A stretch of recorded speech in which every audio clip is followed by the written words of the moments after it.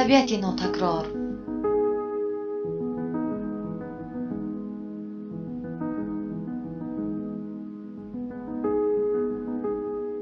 آبهای زلال و شفا بخش.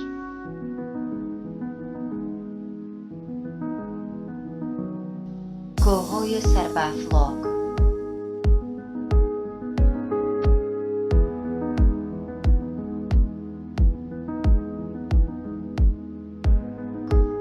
منظره های دلفریب. شرکت سیاحی تاجیک سیاحت اولین شرکت سیاحی در شهر کولاب برای قبول مهمانان داخلی و خارج کشور آماده است.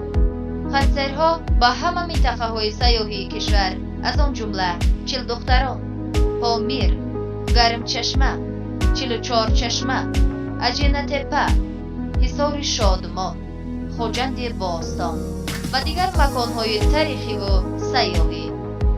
رقم ها برای تماس 2 44 66 یا طریق فیسبوک می توانید در ارتباط باشید. تاجیک سیاحت، بیا تاجیکستان را با ما ببین.